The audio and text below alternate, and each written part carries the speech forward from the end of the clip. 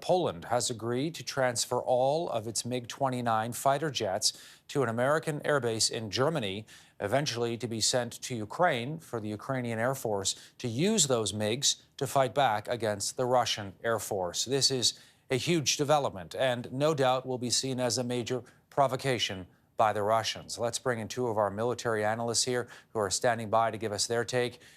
General Fraser, he's a retired Major General, former commando of NATO forces in southern Afghanistan. Anthony Seaboyer, also joining us, national security expert and political science professor at the Royal Military College of Canada in Kingston. General Fraser, the implications of this news of the MiG-29s eventually going to Ukraine.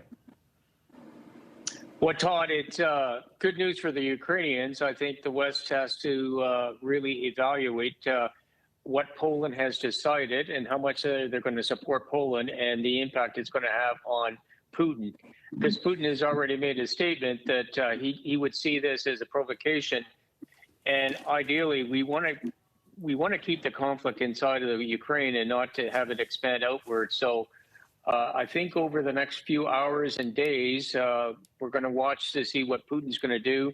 The planes haven't left. They're just going to Germany. So the question is, does this provoke Putin to go higher, or does this, push him back into a corner a little bit more? Yeah, Anthony, your read on what this might mean potentially.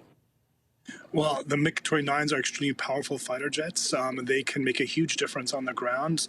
So if that actually happens, if the U.S. agrees, because we have to see, how far this actually goes, if they'll actually be used, and who will actually fly them. That's another question that comes up here as well. But bottom line is it shows the resolve, and it shows how far Poland is willing to go. Poland understands Ukraine is just a first step. Putin has clarified so many times that he wants to resurrect the influence of the Soviet Union for Russia, and that's why they're so resolute and pushing and even offering to share their MiG-29s. We're going to show our viewers what the MiG-29s actually look like. They are at the top and bottom of your screen. And just to clarify for people why we're talking about MiG-29s, the Ukrainian Air Force, of course, Ukraine was at one point part of the Soviet Union. The pilots there are familiar with Russian technology, including MiGs, which are Russian fighter planes. The Ukrainian pilots not as familiar with F-15s or F-16s. Those are the American fighter jets. So this makes more sense because the Russians, of course, built these. The Ukrainians know how to fly them. And so there's no training necessarily required as well. I'm curious what you think the Russian response is going to be, General Fraser, because, NATO continues to say, look, we're not involved. We have no boots on the ground. We got no pilots in the air. But at some point, that's got to kind of strain credibility when you consider all the weapons that are being poured into Ukraine and now the potential of fighter jets being sent to Ukraine by a NATO country, Poland, via the U.S. Oh, Todd, I absolutely agree. And let's be honest. If anyone other Ukrainians are flying these airplanes, we're in big trouble because that's an escalation. And that would generate some response back from Russia. The other thing is, all we've done is incited the Russian army to go and get those S-400 air defense missile systems even more, engaged with anything so that they maintain either local air superiority or try to maintain air superiority. And how many of these MiGs are available? How long are they going to be able to fly for? You can't win a war with just MiG-29s. This is a much bigger issue, but does this become a catalyst for a bigger political problem for all of us? I think these aren't tactical weapons. They're now becoming strategic discussion points. Yeah, we're going to show the map as well because I want to get both of you to give us your take on what we're seeing on the ground here. And I know the Pentagon is a bit puzzled here, Anthony, about why the Russian advance in and around the capital of Kyiv appears to be stalled. And, we're hearing stories, and I just want to remind the viewers, it's very difficult to get accurate information as to what exactly is and is not going on the ground. Remember, a lot of the videos we're getting are posted on TikTok and social media. They're impossible to verify. But from what we're getting, and this is satellite imagery, this is military intelligence, Anthony, it seems a couple of things. Low morale on the part of some Russian soldiers, supply chain issues for fuel and food for those soldiers, but also Ukrainian resistance and ambushes. What do you make of the fact that they're still kind of stuck here in northern parts of Ukraine? Well, I think Putin assumed that his military is more capable than it actually is. A lot of experts and observers assume that.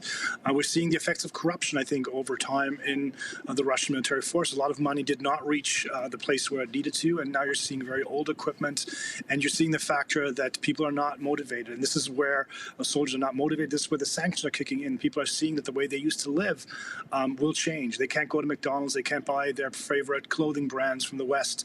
The consequences that are coming for the average people, and the families are already feeling that, are so huge now. This all affects morale as well. I think these factors, besides the technical military challenges, are just coming together in a way that's slowing this down. That said, though, Putin's reacting by just increasing the bombardments, air bombardments, and he's not letting down in any way that we can see so far, unfortunately. General Fraser, you know, there's this impression people have about the Russian military, and Putin has spent billions and billions of dollars modernizing it, as you know, in recent years. I'm just curious to get your sense as to what you think is going on here, and whether this is, you know, an example that, you know, the Russian military capabilities need to be reassessed.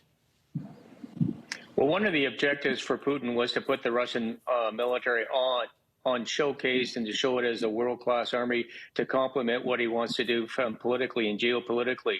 However, what we've seen is a campaign that has actually sputtered, not once, but several times now. The command and control doesn't seem to be as good as it should be to run an operation of this size. But let's not surprise ourselves. They haven't done this for over 50 years. No one was around the last time to do an operation of this size. They're attacking on multiple fronts, which is, again, probably overstretched the campaign, and B, the command and control. And the other thing, too, is most of all, this battle of attrition that the Russians have taken on, as opposed to shock and awe. A slow battle of attrition is they don't have a logistical tail to support it. And, you know, they've only got one, support brigade in each of the armies. And this is the problem, that the Russians cannot sustain the types of operations they're having.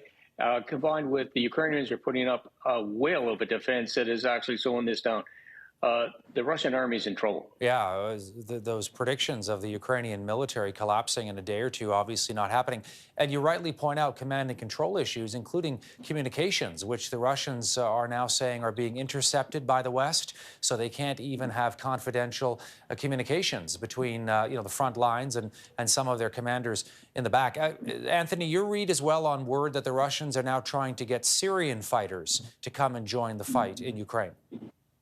It shows desperation, obviously, but also he's trying to bring more countries in, trying to bring Belarus in and other troops to show it's a larger effort. I think what he's also concerned about is casualties and bringing home dead Russian soldiers. At home, 14,000 people have been arrested protesting against the war. That's only those arrested, so there's a much larger amount of people protesting in over 50 cities in Russia at this point. So he's really concerned about, being worried about bringing dead soldiers home. I think that's his concern, to reduce those numbers by any means, and it's doing that by also reducing foreign troops. General Fraser, we're hearing that a top Russian general reportedly killed in the fighting near Kharkiv, Major General Vitaly Gerasimov, Chief Staff for the 41st Army. He took part in the war in Syria, but also the annexation of Crimea, the Chechen war, said to be close to Vladimir Putin. What does that kind of thing mean in terms of the ongoing conflict? Well, actually, this is the second general that's being killed in probably 4 or 5 days, unconfirmed.